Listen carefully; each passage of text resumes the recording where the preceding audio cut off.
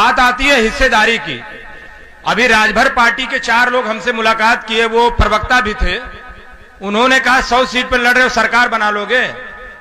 तो हमने कहा नहीं बना पाएंगे। आप बना लोगे? बोले नहीं, हम भी नहीं बना पाएंगे। तो हमने कहा फिर किसके साथ? तो कहें हम हिस्सेदारी ले रहे हैं। हमने कहा हम भी तो वही चाहते हैं। तुम मुख्यमंत्री बन जाओगे, नहीं बन पाओगे, दूसरे ठेका लेके बैठे हो। तो बोले नहीं नहीं, हम भी नहीं बन पाएंगे, लेकिन हम अगर पार्टनरशिप में तो हमें कुछ मिलेगा। हमने कहा इसी की लड़ाई तो हम भी लड़ रहे हैं। हम भी तो बार बार कह रहे हैं कि पार्टनरशिप करिए। आप हमको ब्रोकर बना के रखना चाहते हो, आप ये चाहते हो मैं जमीन बेचवाऊं और 2% का ब्रोकरी लूं और साइड में हो जाऊं। ये तो नहीं होने वाला है। अब जो कुछ होगा वो बराबरी का होगा। इसलिए बराबरी का होगा क्योंकि अभी 2014 से पहले मेरे पास लीडरशिप नहीं थी। अब अल्लाह का करम है कि असदुद्दीन ओवैसी साहब के नाम का एक चेहरा है जो हमारा लीडर है, हमारा सियासी इमाम है, और इंशाअल्लाह उसी के बैनर तले उसी के साथ चलेंगे और इसी उतरौला विधानसभा से जीत की शुरुआत करेंगे इंशाअल्लाह। आपको मैं बता दूं, ऐसे नाम गिनती करा दूं, यहीं उतरौला, यहीं बलरामपुर, यहीं आपके मटेरा, बहराइच, नानपारा, सहारनपुर, कांठ, संभल, असमौली, ऐसे कई विधानसभा सीटें हैं जो इंशाअल्लाह एमआईएम जीतने जा रही है और यहां की एक क्षेत्रीय दल इंशाअल्लाह बन के दिखाएगी। बहुत दूर की बात नहीं है। 5 मिनट में असदुद्दीन ओवैसी साहब आपके बीच में पहुंच जाएंगे। मैं आपको बता दूं, मुझसे कई लोग बार बार इसी उतरौला विधानसभा के लोग पूछते हैं कि आप भाजपा के खिलाफ क्यों नहीं बोलते हो, क्या आपकी लड़ाई सिर्फ सपा से है? हमने कहा ये बताओ हमने कितनी बार भाजपा को वोट दिया? बोले नहीं वोट तो नहीं दिया। तो हमने कहा मैं किराने स्टोर से तुम्हारे सामान खरीदूं और बगल वाले दूध वाले को मैं गाली दूं? ऐसा हो सकता है? सत्ता में आप रहो, मलाई आप खाओ और मेरे लिए कुछ ना करो। आपको बता दूं, समाजवादी पार्टी की 2012 से 17 तक सरकार थी। माइनॉरिटी बजट की मैं आपको बता दूं, 54% बजट ऐसा था जो माइनॉरिटी स्कॉलरशिप की मैं बात बता रहा हूं। 2016-17 का कई की रिपोर्ट बता रहा हूं। स्कॉलरशिप मिली नहीं और बच्चों की वापस हो गई। 93% बजट 2016-17 में खर्च नहीं हुआ, वापस हो गया। उसके मिनिस्टर कोई और नहीं, आजम खान साहब थे। कई की रिपोर्ट है, आप पढ़ लीजिएगा। हमें अगर ये सारी चीजें मिल भी जाए तो भी कम है, उसके बावजूद भी हमें नहीं मिलती है। जितने बड़े बड़े आपके साथ वादे किए गए थे, अब एक भी वादे आपके लिए नहीं किए जाते हैं क्योंकि आपके अंदर सिर्फ एक खौफ दिखाया जाता है कि कुछ मत बोलो वरना भाजपा आ जाएगी। भाजपा नहीं है, ऐसा लग रहा है जैसे कनवा दज्जाल है, आ जाएगा आपके बीच में। मैं आपको बता दूं, सिर्फ मुसलमानों को मैं 98% मुसलमानों की बात बता दूं कि वो किसी चौराहे किसी दुकान पे बैठे रहे, अगर उनसे पूछो तो एक ही चीज कहते बस भाजपा हारना। ऐसा लगता है उन्होंने अपनी जिंदगी का मुस्तकबिल समझ लिया कि बस भाजपा हार जाए तो समझो आधा जन्नत हमको मिल गया। और यही वजह है जो आज आप मारे जा रहे हो, क्योंकि आपने 50% दुश्मनी इसलिए रह रखी है क्योंकि तुम अकेले ठेका लियो भाजपा का हराने का। अच्छा, जिसके ऊपर भरोसा करते हो वो भाग जाता है भाजपा के साथ। यही 2014 में लोकसभा हुआ, मुकीम साहब बीएसपी से चुनाव लड़े, इसी डुमरियागंज लोकसभा की बात है जो आपसे यहीं से 3 किलोमीटर बाद शुरू होता है। 1,03,000 वोटों से जगदम्बिका पाल उनको हराते हैं और दोबारा जब अलायंस करके सपा और बसपा लड़ती है 1,03,000 वोट से फिर हारते हैं। बताओ सारे वोट किधर जाते हैं? जाके देख लीजिए डाटा। जितने वोट से पिछली लोकसभा हारे उतने वोट से फिर हारते हैं, इसलिए क्योंकि यादव जी भाजपा की तरफ चले जाते हैं। और यादव जी क्या मुख्यमंत्री बनाना चाहते हो? यादव जी के लोग खुदे ने उनको मुख्यमंत्री बनाना चाहते हो और आपको कुछ ज्यादा चुल काटे, साहब बनो साहब बनो, और साहब के लोग कहते हैं हम नहीं बनाएंगे। तो मेरे भाई बार बार मैं आपसे रिक्वेस्ट करता हूं, भाजपा को हराना बंद करो दो मेरे भाई। आखिर कब तक हराओगे? जब आपके पास 2 सीटें थी भाजपा के पास, तब से आप हरा रहे हो। आज 302 सीटें हो गए, अभी भी वही पुराना फार्मूला, बस हराओ बस हराओ। हरा पाओगे? मुत्तहिद होके 2019 में आपने वोट दिया था, ना चाहते हुए भी मुत्तहिद होके आपने वोट दिया था। मुत्तहिद होके इसी डुमरियागंज विधानसभा को लड़ा गया था 2014-17 में। क्या नतीजा निकला? जब दूसरा वाला आपको वोट ही नहीं देता है, दूसरा वाला आपको देख के नफरत करता है, तो कितनी मोहब्बत आप उनके साथ करोगे? अपनी लीडरशिप करिए, अपना झंडा अपना डंडा उठाइए, उसके बाद फिर देखिए आपका जलवा कैसा होता है। ऐसा नेता आपके बीच में अब दोबारा नहीं आने वाला है। जैसा नेता आपको मिला है इसी को पकड़ लीजिए। मैं दावे के साथ कहता हूं, मन्नान साहब ने भी सही वक्त पे पार्टी ज्वाइन किया और इंशाअल्लाह सही वक्त में उतरौला से विधायक बन के जाएंगे। एक आपके बीच में अभी मोहम्मद फुरकान साहब अपनी बात रख रहे थे। उनका कहना था कि आपने फैजाबाद और इलाहाबाद का तो नाम बदल दिया, लेकिन अपने मुख्तार अब्बास नकवी और शहनवाज हुसैन जैसे दमादों का नाम कब बदलेंगे? बात तो उन्होंने बहुत अच्छी रखी, लेकिन भाजपा वाले 2 पॉलिसी पे काम करते हैं, 2 तरह चलते हैं।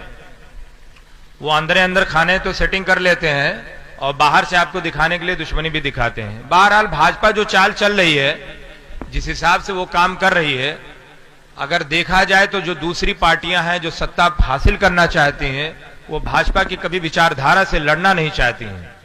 चाहे वो समाजवादी पार्टी हो, चाहे बहुजन समाज पार्टी हो, चाहे कांग्रेस पार्टी हो, इन लोगों का आप विरोध देखते होंगे तो ये जो विरोध है वो सिर्फ महंगाई, डीजल, पेट्रोल से लेकर किसानों के मुद्दे तक है। लेकिन जो विचारधारा, जो नफरत की बीज बीजेपी बो रही है, उस नफरत के खिलाफ कभी एक लफ्ज ना अखिलेश यादव बोलते हैं, ना सोनिया गांधी बोलती हैं, ना राहुल गांधी बोलते हैं, ना मायावती बोलती हैं। जबकि उन लोगों को ये सारी चीजें सूट करती हैं। वो ये चाहते हैं कि हम इसी तरह बात रखें ताकि मामला पोलराइज हो, और इन सब चीजों का पूरा सहयोग देती है समाजवादी पार्टी। आप लोगों ने एक नाम सुना होगा, CNRC में जब हुआ था, जब ये आंदोलन चल रहा था, तो आपने देखा होगा कई नाम आपके बीच में आए होंगे। शर्जील इमाम का नाम आया होगा, उमर खालिद का नाम आया होगा, शाहरुख का नाम आया होगा। ऐसे कई नाम आए जो बच्चे अभी भी जेलों में लगभग 1-1.5-2 सालों से जेलों में सड़ रहे हैं। क्या आपको मालूम है जिस कानून के तहत सड़ रहे हैं जेलों में, खुदा ना खास्ता अगर आपके घर का बेटा होता तो आपके दिल पे क्या बीत रही होती, क्या गुजर रही होती? अगर मैं ही जेल में होता तो मेरे घर वालों पे क्या बीत रहा होता? आप एक बार तस्वुर करिए कि अगर आपके घर का बच्चा होता तो क्या हो रहा होता। मालूम है जिस कानून के तहत जो हमारे घर के, जो हमारे भाई जो जेलों में सड़ रहे हैं, मालूम है इस कानून का सपोर्ट किसने किया था? जिस कानून के तहत आज बच्चे जेलों में सड़ रहे हैं, आपको अंदाजा नहीं होगा, इस कानून का सपोर्ट करने वाला समाजवादी पार्टी मुलायम सिंह यादव थे। जिसको यकीन ना हो, पार्लियामेंट के बारे में आप पता कर लीजिए, RTI दाखिल करके। बहुजन समाज पार्टी ने किया, कांग्रेस पार्टी ने किया, अगर विरोध किया तो MIM ने किया था। ओवैसी साहब ने कहा था कि इस कानून से सिर्फ हमारे ऊपर जुल्म होगा, हमारे बच्चे जेल में जाएंगे, दलित और मुसलमानों का सबसे ज्यादा नुकसान होगा। आज डेटा निकल के आया कि 83% ज्यादा जुल्म हमारे खिलाफ होता है उस कानून के तहत, और जो हमारे बच्चे जेलों में सड़ रहे हैं। लेकिन हमें मजा क्या आता है, ये उतरौला विधानसभा है, बस अखिलेश यादव को जिताना है। भले तुम्हारी जान चली जाए, भले तुम्हारी लाशों पे भी उनको सरकारें बन जाए, उससे फर्क नहीं पड़ता है। बस तुम्हारे जिंदगी का एक मकसद बना दिया कि तुम्हें सिर्फ भाजपा को हराना। भाजपा को हराते हराते तुम्हारी ये पोजीशन हो चुकी है, आज दलितों से बदतर तुम्हारी जिंदगी है। रिपोर्टें हैं, मैं अपनी बात नहीं कर रहा हूं कि मेरा कोई सर्वे रिपोर्ट, आपकी हालत इस हिलाब से पहुंच गई है। वरना यादव जी को पता कर लीजिए, एक थाना नहीं कहो तो सैकड़ों थाना का लिस्ट लाके आपको दे दूं। भारतीय जनता पार्टी की सरकार है, किसी थाने में 5, 6, 8, 10 यादव जी से कम नहीं है। परसेंटेज सिर्फ 7 है। पूरे उत्तर प्रदेश में 60% यादव जी हैं और 20% आप हैं। आपको जाहिल अंगूठा टेक बना के रख दिया गया है, आपको जाहिल अंगूठा टेक बना के रख दिया गया है। और यादव जी थानेदार बने हुए हैं, CO बने हुए हैं, SDM बने हुए हैं, तहसीलदार बने हुए हैं। जिसको ये ना यकीन हो, आसपास के थानों में जाके देख लीजिए। आप कहां पर हैं? 4 थाना, 5 थाने, 2 पुलिस स्टेशन, 3 पुलिस स्टेशन में आपको कहीं एक जाके आपका भाई मिलता है। ये सच्चाई है, इससे इनकार नहीं कर सकते आप। क्यों? क्योंकि उनको मालूम था कि सत्ता की चाबी से कितने ताले खुलते हैं। और आपको क्या करना था? सत्ता नहीं चाहिए, सिर्फ भाजपा हार जाए, इससे ज्यादा कुछ नहीं चाहिए। मैं एक मिसाल छोटी सी आपको देता हूं। एक लड़के का नाम आपने सुना होगा, उसका नाम था हार्दिक पटेल। कितने लोग ऐसे हैं जो जानते हैं हार्दिक पटेल को? बहुत कम ही लोग जानते हैं, चचा जानते हैं। हार्दिक पटेल ने जब आंदोलन शुरू किया अपनी कम्युनिटी को लेकर, अपने समाज को लेकर, तो उस वक्त उसकी उम्र 22 साल थी। 22 साल का लड़का था वो। और पटेल जो वहां का, गुजरात का जो समाज है, हार्दिक पटेल, वो बहुत रस्म रसूख वाला है, बहुत पावरफुल माना जाता है। जैसे लखनऊ के नवाबों को कहा जाता है कि लखनऊ के नवाब है, वैसे आपको वहां का पटेल जो बिरादरी, जो समाज है, वो बहुत पावरफुल मानी जाती है। पटेल बिरादरी ने अपने बीच से एक नेता, एक 22 साल के लड़के को तैयार किया। उसने आंदोलन किया और कहा कि हमको रिजर्वेशन चाहिए। कांग्रेस पार्टी ने उसकी तरफ हाथ बढ़ाया।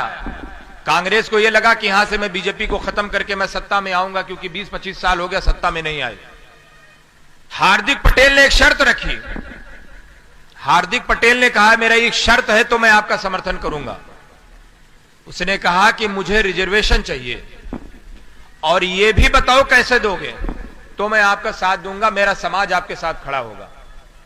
आपको मैं बताऊं, अभिषेक मनु संघवी, सलमान खुर्शीद, कपिल सिब्बल और जितने गांधी परिवार के बड़े बड़े जो उनके पॉलिसी मेकर थे, उन तमाम लोगों ने रातों रात एक मीटिंग किया।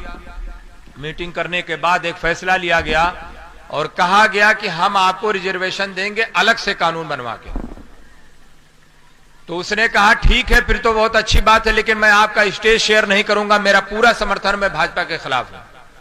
आबादी मालूम है कितनी परसेंट है वहां पर पटेलों की? 14%, और वहां पर मुसलमान है 13%।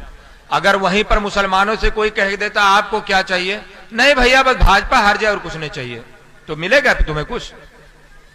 यही हालत है तुम्हारी।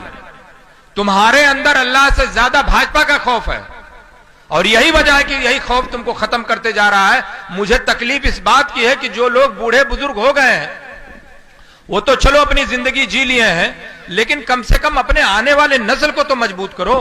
क्या उनको भी भाजपा का हराने का ठेका देके जाओगे दुनिया से? जब भारतीय जनता पार्टी के पास सिर्फ 2 सांसद थे तब से आप हरा रहे हैं।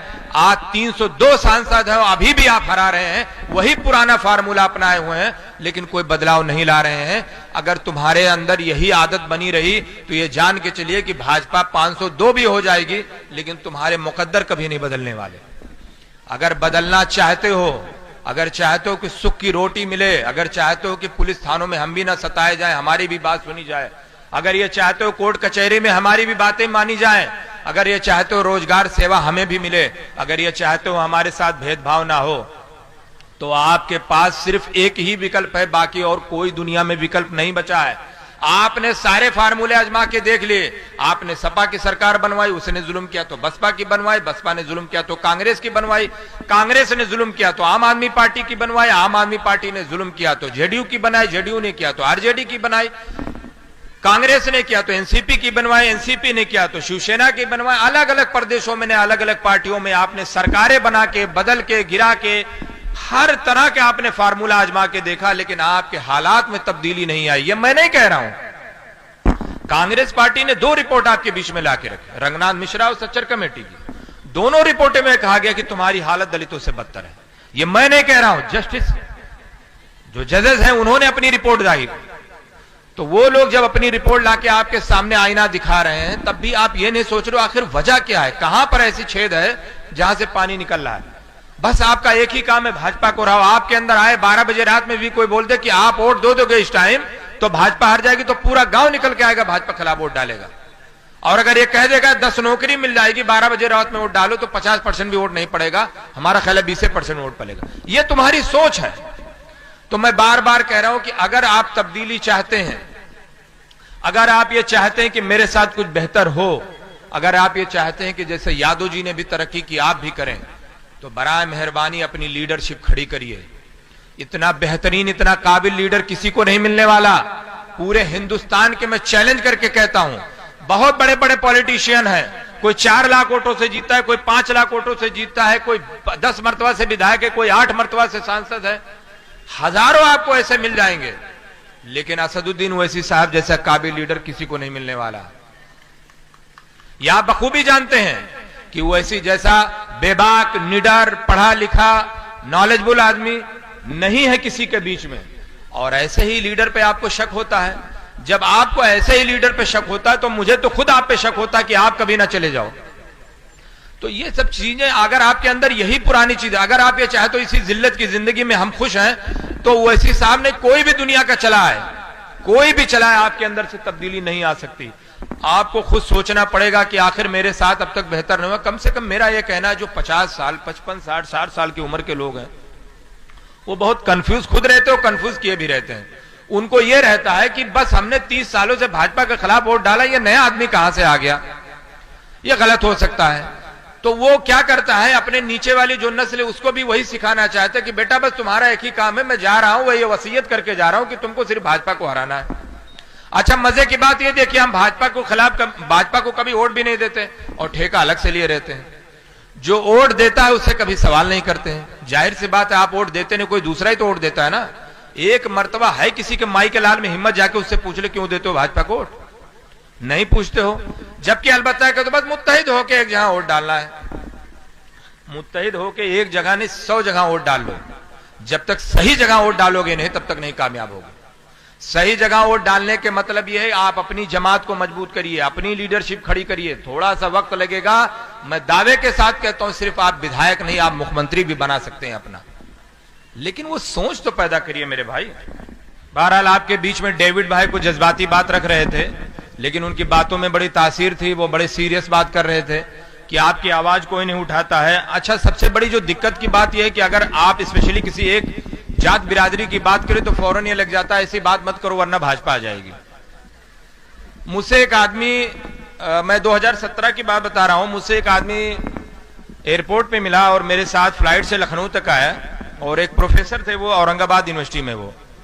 तो उन्होंने मुझसे एक बहुत अच्छा सवाल किया। मैं फ्लाइट मोड में, जब आप फ्लाइट से आते होंगे बहुत से लोग तो देखते होंगे सिर्फ नेटवर्क नहीं रहता है, तो मैंने एयरफोन लगाया और कुछ मैं वीडियो डाउनलोड किया था अपनी पार्टी का, मैं देख रहा था। तो वो आदमी मेरे बगल वाली सीट पे बैठा था, तो उसने मुझसे कहा कि ये बताइए आप एमआईएम से हैं क्या? तो हमने कान से अपने हटाया, हमने कहा हाँ मैं एमआईएम से हूं, बताइए। तो बोले बड़ी खुशी हुई, मैं भी औरंगाबाद से हूं और आपके एक एमएलए हमारे स्टूडेंट भी रह चुके हैं। तो हमने कहा नाम बता सकते? तो उन्होंने कहा इम्तियाज जलील साहब, वो मेरे स्टूडेंट भी रहे हैं और मैं उसी कॉन्स्टिट्यूंसी से मैं आता हूं। बड़ी खुशी हुई कि एमआईएम के लोग कोई मिले, लेकिन मेरा आपसे एक सवाल है। तो हमने कहा बताएं सर कैसा सवाल है? तो उन्होंने कहा आपकी पार्टी को तो लोग बहुत पसंद करते हैं लेकिन वोट क्यों नहीं देते हैं? नेता भी बहुत अच्छा सब कुछ है, मैं भी मानता हूं, मैं बहुत सपोर्ट भी करता हूं। लेडीज एक साइड में बैठ जाएं, हाँ एक साइड में आप लोग बैठे। तो मैंने कहा सवाल तो बहुत अच्छा है आपका, मैं जवाब एक मिसाल से आपको दूंगा। तो उन्होंने कहा मुझे मुतमईन कर दीजिए तो ज्यादा खुशी होगी। तो मैंने कहा कि जब आप देखते होंगे किसी गांव में तकरीरी प्रोग्राम या कोई मिलाद होता है, तो जब मौलाना साहब आपके बीच में आते हैं, कोई आलिम, तो जब वो अपनी बात रखता है तो कभी कभी बहुत इमोशनल बात कर जाते हैं, बहुत सीरियस बात की सिर्फ दुनिया ही नहीं आपको आखिरत में भी हिसाब देना है, नमाज पढ़िए, दीनदार बनिए। तो कुछ बातें ऐसी होती हैं जो आदमी बहुत भावुक हो जाता है, बहुत सीरियस हो जाता है। और अगर वो प्रोग्राम मगरिब से लेकर इशा तक शुरू होता है और अगर जब वो आदमी जब बहुत सीरियस हो जाता है, तो अगर उसी में अगर मौलाना साहब ये कहते चलिए नमाज पढ़ने चलते हैं इशा की, तो उसमें से 50% लोग फौरन खड़े हो जाएंगे, अरे साहब नापाक हैं अगली बार चलेंगे। कुछ लोग कहेंगे नहीं खाला नाना के घर जाना बाद में चलेंगे, लेकिन कुछ लोग गैरत के मारे मौलाना साहब के साथ में नमाज पढ़ने चले जाते हैं। 80% लोग तो भाग जाते हैं। लाख इमोशनल बात करो, सब कुछ कहते हैं मौलाना साहब तकरीर बहुत अच्छा किया, दिल की बात कह दिए, वाकई में सीरियस होना चाहिए, कुछ सोचना चाहिए, ये कहकर वो बहुत मायूस, मैं एक तरह से समझे बहुत भावुक हो जाता है वो। लेकिन जब बात आती है नमाज पढ़ने के लिए, जब बात आती है दीन की काम करने के लिए, तो वो फौरन कोई ना कोई बहाना ढूंढने लगता है और वो बच के निकल जाता है। सेम ऐसी ही पोजीशन वैसी साहब को लेकर है कि लोग कहते हैं हाँ बात तो बहुत अच्छी करता है भाई, पार्लियामेंट में बातें तो वैसे साहब से अच्छी कोई नहीं करता है, हक बात बोलता है, लॉजिक के साथ बोलता है और ये होना चाहिए, हमारी दुआएं उनके साथ है। फिर जैसे उन्हीं के कार्यकर्ता, उन्हीं के प्रत्याशी, उन्हीं के कैडर के लोग जब आपसे वोट मांगने के आते हैं तो वो फौरन कहते रहे नहीं साहब इस बार ना वोट लो, कहीं भाजपा ना जाए, अगली बार आपको दे दें। तो मैंने कहा यही चीज है कि उनके अंदर जो खौफ, जो डर है, यही वजह है जो हमको कम वोट मिलता है। अगर यही चीज निकल जाए तो मैं आपको बता दूं कि जितने विधायक समाजवादी पार्टी, बहुजन समाज पार्टी के निकलते हैं उससे 2 गुना ज्यादा एमआईएम के विधायक भी जीत सकते हैं। लेकिन ये तब्दीली आएगी कैसे? ये तब्दीली आपके बीच में आएगी कैसे? ऐसे नहीं आएगी जैसे आप 20 सालों से 30 सालों से करते हैं, इससे तब्दीली नहीं आएगी। जितने पूर्वांचल से लेकर पश्चिम तक विधानसभा है, 403 विधानसभा का ये प्रदेश है और ये मुसलमानों को बखूबी मालूम है आपके वोटों की हैसियत तो नहीं है, लेकिन सरकारें आपने बहुत बनाई हैं लेकिन आपकी कोई हैसियत नहीं रही। हैसियत से अंदाजा लगा लीजिए कि 2012 से 2017 तक पूर्ण बहुमत की सरकार थी समाजवादी पार्टी की। 4 मुख्यमंत्री थे समाजवादी पार्टी में, ऑफिशियल तो एक नाम था सिर्फ अखिलेश यादव का। चौथे मुख्यमंत्री बोले जाते थे आजम खान साहब, चौथे मुख्यमंत्री बोले जाते थे।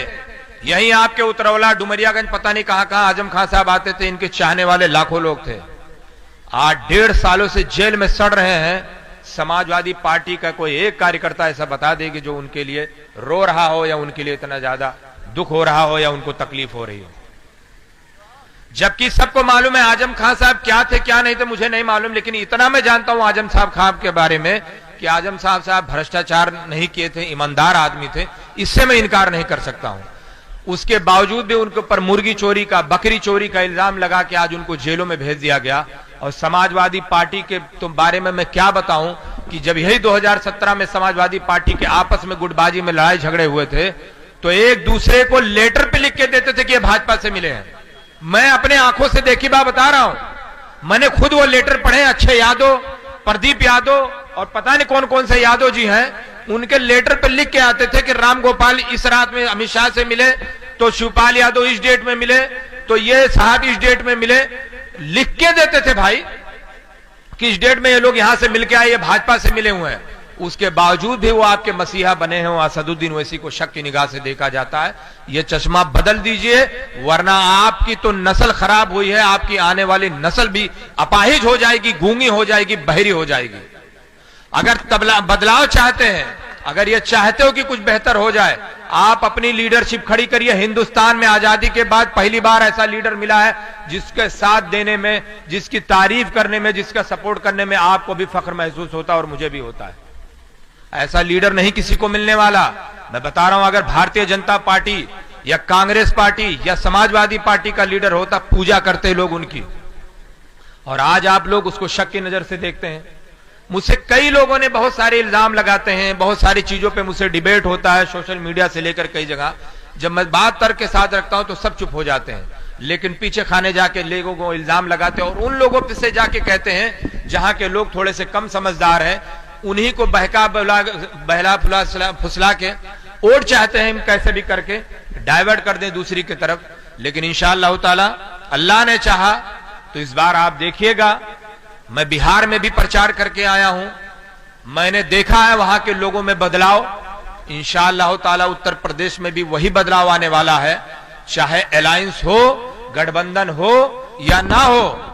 मैं पूरी जिम्मेदारी के साथ कहता हूं, उतरौला से लेकर गाजियाबाद तक इंशाअल्लाह एमआईएम के दर्जनों विधायक जीतेंगे इस बार इंशाअल्लाह ताला, क्योंकि लोगों ने इस बात को तो ठान लिया है। मैं आपको बता दूं, एक दिन मैं मुरादाबाद में था, कई ऐसे लोग थे उसमें जो बहुत अच्छे जहन के थे, हमारे हिंदू और मुस्लिम भाई। उन्होंने कहा अगर आजम खां को छुड़वाने में समाजवादी पार्टी कामयाब नहीं रही तो इस बार हम समाजवादी पार्टी को वोट तो देना की दूर की बात, मैं उस पार्टी का बाइकाट भी करूंगा। और जिम्मेदार लोगों ने यह बात रखी, संभल में रखी। मैं अभी कल ही से होकर आया हूं, सहारनपुर, संभल, मेरठ में लोग अब बेचैन हैं, लोग अब बदलाव चाहते हैं। लोगों ने कहा अब बहुत हो गया, हमें भी ऐसा लग रहा है जैसे मैं ठगा महसूस कर रहा हूं। तो आप लोग भी अपने अंदर तब्दीली लाइए, धीरे धीरे इंशाअल्लाह बदलाव आएगा और धीरे धीरे आपके भी साथ कुछ बेहतर होगा। लेकिन वो तभी होगा जब आपकी लीडरशिप होगी। अगर आपकी लीडरशिप नहीं होगी तो ये नोट कर लीजिए, आपके साथ कोई भी बेहतर करने वाला, कोई भी मसीहा, कोई भी लीडर आपके बीच में नहीं है। अखिलेश यादव आपके लीडर नहीं हो सकते, मायावती आपके लीडर नहीं हो सकती हैं। अगर ये आपके लीडर होते तो आपके साथ कुछ बेहतर होता। यही आपके पूर्व विधायक जो 2017 तक विधायक थे, आरिफ अनवर हाशमी, पूछ लीजिए कितने बयान आए अखिलेश यादव के, कितने बयान आए इनके कार्यकर्ताओं के, कितने लोगों ने धरना प्रदर्शन किया सरकार के खिलाफ। हमने आजम खां साहब के लिए एक नहीं 50 बार किया, 50 जिलों में हम लोगों ने किया, जबकि हमारी पार्टी से वो है भी नहीं। जबकि मैं आपको बता दूं, सबसे पहले असदुद्दीन ओवैसी साहब को भाजपा का एजेंट बोलने वाला कोई और नहीं, आजम खां साहब थे, लेकिन फिर भी दिल पे पत्थर रखकर माफ कर दिया। सबसे पहले उन्होंने इल्जाम लगाया था। खैर बाद में उनको 6 महीने बाद एहसास हुआ कि हमने गलत इल्जाम लगाया, उसके बाद से उन्होंने कोई बयान नहीं दिया, उनको माफ कर दिया। उनकी हालत को देखते हुए हमारे नेता ने दिल से उनके लिए दुआ भी किया, नमाजों में दुआ की गई उनके लिए। खिलाफ हम लोग उनको, उनके रिहाई के लिए हम लोगों ने मेमोरेंडम भी दिए, यहां से लेकर राष्ट्रपति तक दिया। बताएं समाजवादी पार्टी के लोगों ने कितना किया। अब तो आजम खां साहब का बैनर में फोटो भी नहीं लगाना चाहते हैं। और आपको सच्चाई यह भी बता दूं, जो बहुत जिम्मेदार लोग समाजवादी पार्टी के कहते हैं कि अखिलेश यादव खुद चाहते थे कि आजम खां साहब जेल चले जाएं और वो कमजोर हो जाएं। ना किसी को यकीन हो तो समाजवादी पार्टी के बहुत सारे लोग यहां पर भी होंगे, पता कर लीजिएगा। उनके बड़े बड़े जिम्मेदार कहते हैं कि आजम खां साहब को अखिलेश यादव पसंद नहीं करते थे और यही वजह है कि आज वो जेलों में सड़ रहे हैं, उनका कोई पुरसा हाल नहीं है। तो आपने दूसरों को लीडर बना के देख लिया आपकी की हालत क्या है। आप अपने बीच में अपना रहनुमा तय करिए, और आपके बीच में ऐसा लीडर है, कोई ऐसा नहीं बताने की जरूरत है। हर कोई चाहता है कि जो हमारा लीडर बने वो बेहतरीन हो, अच्छा हर मामले में हो। ओवैसी साहब में ऐसी कौन सी कमी है जो आपकी लीडरशिप नहीं कर सकते? ऐरू गैरू नथु खैरू आपके लीडर बन सकते हैं, ओवैसी साहब नहीं बन सकते हैं। मायावती जिसके हाथ में कागज ना दो तो वो पढ़ नहीं पाए, मुलायम सिंह क्या बोलते हैं बगल वाला समझ ना पाए, दोनों लोग को मुख्यमंत्री आपने 4-4 बनाया। और जो आदमी इतना बेबाक हो जिसकी पूरी दुनिया सुनती हो, वो इस आदमी पर आप शक की नजर से देखते हैं, तो आपसे ज्यादा गलत कौन हो सकता है? इससे ज्यादा मिसालें मैं आपको नहीं दे सकता, बातें अभी बहुत सारी कहने के लिए हैं। कायम बात बताई कि जब आपकी मौत होती है, आपकी लिंचिंग होती है, आप पे घटना होती है, तो कोई आपका पुरसा हाल नहीं होता है और आपके लिए कोई एक आवाज तक नहीं उठाता है। ये कोई नई बात नहीं है, ये बातें मैं कई साल से देखते आए हूं। ये नहीं होता है आपके साथ कि वो कोई आपके साथ भी आके कंधे से कंधा मिला के खड़ा हो जाए। मैं आपको बताऊं कि जब उन्नाव का मामला हुआ था, जिस लड़के के साथ हुआ था, तो आपको बताऊं कि समाजवादी पार्टी का इससे पहले वहां एमएलए था और समाजवादी पार्टी वहां सबसे ज्यादा मजबूत है और कई विधायक आपके उन्नाव में रह चुके हैं समाजवादी पार्टी के। आपको ताज्जुब होगा, कोई झांकने तक नहीं आया। यहीं लखीमपुर का हुआ, गोरखपुर का हुआ, आपके लखनऊ का मामला हुआ, कोई भी घटना होता किसी दूसरे के साथ तो करोड़ों रुपए तक मुआवजा चला जाता है, लेकिन जब आपकी बात आती है तो कौड़ी भर नहीं मिलता है। मैं उनके खिलाफ नहीं हूं जिनको करोड़ों रुपया मिलता है, जरूर मिलना चाहिए, उनके साथ इंसाफ होना चाहिए अगर गलत है, लेकिन क्या मेरी मौत की कीमत नहीं है? क्या मेरी मौत पे कोई मिट्टी देने नहीं आएगा? क्या हम ऐसे ही रह जाएंगे? क्या हमारा कोई पुरसा हाल नहीं रहेगा? अगर आपके बीच में यही सब बना रहेगा तो वो दिन दूर नहीं कि जब आप मर जाओगे तो कोई आपको पूछने तक नहीं आएगा, आपका पड़ोसी। हालात बहुत खराब है, वक्त और हालात की नजाकत को समझो, अपनी लीडरशिप खड़ी करो। आपका नेता सबसे बेहतरीन नेता है, सबसे अच्छा नेता है, सबसे नॉलेजेबल आदमी है और वो बात उस जगह पे रखता है जहां लोग पहुंचने में सदियां बीत जाती हैं। वहां पहुंच के आपकी आवाज आज नहीं 20 साल से उठा रहा है। तो ऐसे लोगों के हाथों को मजबूत करिए और ऐसी जमात को मजबूत करिए जो आगे चल के आपके काम आए। मैं एक अभी आपके बीच में डॉक्टर साहिबा थी जो महिला विंग की जिला अध्यक्ष थी, उन्होंने अपनी बात रखी कि उतरौला विधानसभा को लेकर। उतरौला विधानसभा की सबसे बड़ी बदकिस्मती है जो डॉक्टर मन्नान साहब ने इससे पहले सादुल्लाह नगर में जब प्रोग्राम हुआ तो उन्होंने बताया कि इधर के आसपास के जितनी विधानसभा है, चाहे बगल की डुमरियागंज विधानसभा हो, इटवा हो, तुलसीपुर हो, बलरामपुर हो, गैसड़ी हो, गोंडा हो, ये तमाम विधानसभाएं जो हैं वो आजादी के बाद से सभी विधानसभा बनी हुई है। और देखिए खुशकिस्मती उनकी देखिए और बदकिस्मती उतरौला की देखिए कि आजादी के बाद से अब तक यहां का कोई एक मंत्री ही नहीं बना। यहीं से कमाल यूसुफ साहब मिनिस्टर बने, यहीं से माता प्रसाद साहब मिनिस्टर बने, यहीं से आपके गोंडा से बने पंडित सिंह मरहूम बने, यहीं से आपसे एसपी यादव बने, यहीं से आपके बलरामपुर में मौजूदा भी मिनिस्टर है। कोई ऐसी विधानसभा नहीं है जो आसपास के विधायक बन के मिनिस्टर ना बना हो। लेकिन बदकिस्मती देखिए या नाकारा समझिए कि ऐसा विधायक आपने अब तक पैदा किया जो मिनिस्टर नहीं बना। लेकिन मैं आपको पूरी जिम्मेदारी के साथ कहता हूं, अगर डॉक्टर अब्दुल मन्नान साहब विधायक बने, मिनिस्टर बहुत छोटी चीज है एमआईएम के लिए, हिंदुस्तान नहीं पूरी दुनिया में इंशाल्लाह यह विधायक जाना जाएगा, पूरी दुनिया में जाना जाएगा। ऐसे कितने लोग हैं बताइए। यहीं से मैं आपको बता दूं जो यहां के विधायक है, मौजूदा विधायक और इससे पहले विधायक, उत्तर प्रदेश में शायद ही इनको कोई जानता हो, और एक विधायक एमआईएम का है अख्तरुल ईमान, उसको पूरा हिंदुस्तान जानता है। तो अगर आपको विधायक बनाना है, मिनिस्टर से भी ज्यादा अगर ताकत रखनी है, अब्दुल मन्नान साहब को चुन के दीजिए। मैं पूरे जिम्मेदारी के साथ कहता हूं, हिंदुस्तान में, पूरे हिंदुस्तान में एमआईएम का स्टार प्रचारक भी बनकर प्रचार करेंगे और उतरौला विधानसभा का भी इंशाल्लाह कल्याण करेंगे।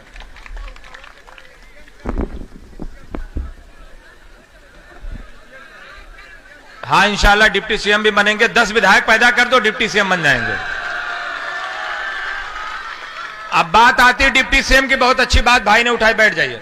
बहुत अच्छी बात उन्होंने उठाई डिप्टी सीएम के लिए। अभी अखिलेश यादव से एक न्यूज रिपोर्टर ने कम से कम 10 मिनट तक मुतालबा किया कि आप बताइए आप डिप्टी सीएम बना रहे हैं कि नहीं मुसलमानों को। उन्होंने उस बात को नकार दिया। मैं आपको बता दूं डिप्टी सीएम वो कैसे बनाएंगे। वो क्या अच्छे के बाप भी आपको डिप्टी सीएम बनाएंगे। कैसे बनाएंगे, तरीका बता दें। अखिलेश यादव के पास हो 280 विधायक या 85 या 90 हो, 15 विधायक हो एमआईएम के पास, एक नहीं दो दो डिप्टी सीएम बनाएंगे, एक नहीं दो दो डिप्टी सीएम। आप विधायक पैदा करके दीजिए, बनाएंगे कि नहीं बनाएंगे?